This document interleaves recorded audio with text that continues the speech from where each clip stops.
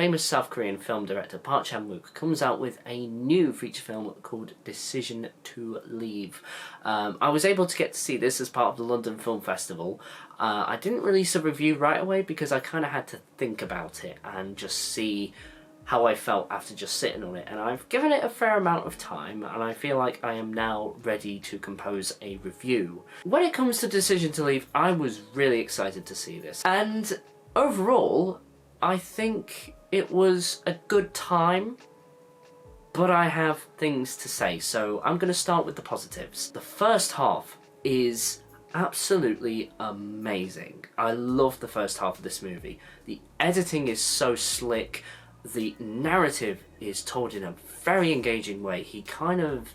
Park Chan-wook loves to transition where a character might be watching another character through some binoculars, and he will try and imagine themselves there being with the character. It was very, very invading, but in a very engaging way. I can't really describe it in any other way, and he continues to use it throughout the film, but as he continues to use it, it kind of brought me out of it, especially in the second half, which I'll cover in a bit more detail later on. I thought the acting was absolutely fantastic. I thought the main lead played the character very well. I cannot pronounce any of their names, so I'm not even going to try. And also, I've really loved the storytelling. This had me engaged throughout. It didn't matter if, there was something slow, there wasn't really anything going on. I was just engaged with every single word that came out of their mouths.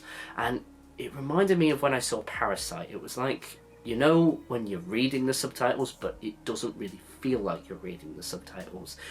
It was such an immense feeling. I love going to see films like that. I also believe that this is Park Chan-wook's funniest film. A lot of the comedy here is brilliant. I was laughing out loud, especially with an opening scene where it transitioned just like an instant cut from one character doing one thing sensible and another character to doing another thing that was not so safe, but it was just hilarious, and I laughed a lot at this movie. And considering Park Chan-wook is a very dark director, it really helped balance out the darkness of this film. Another thing I liked about this film as well was the acting, like I said, but there was a particular chemistry between the main woman of this film and the main detective. Their chemistry was infectious, but also uncomfortable, but also engaging in all the best ways. It's, again, another one of those things. When they were on screen, I could not take my eyes off. Unfortunately, there are a few problems I have which bring this film down quite a bit, and I've seen others mirror that this is not Park Chan-wook's best, and I'm afraid I have to agree, because the second half of this film is almost like a narrative reset.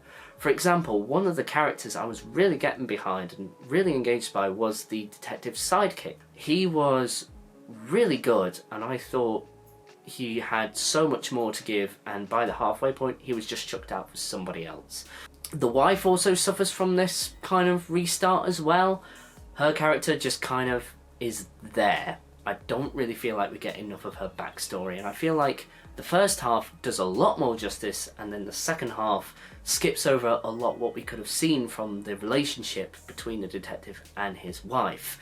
And the way that ends just really didn't satisfy me. I don't feel like we saw enough. Also, while I really loved the slickness of the editing in the first half, the second half just kind of fell off. I was sometimes wondering where we were in the story. I kind of took like 30 seconds to a minute to finally figure out where I was.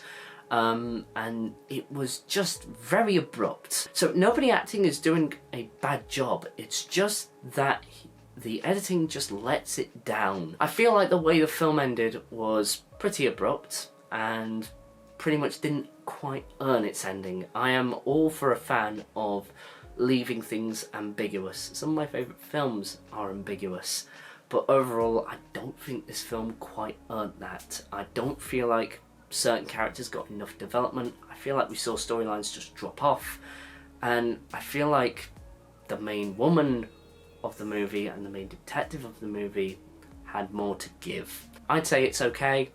Might be worth your time once, and it'll be good.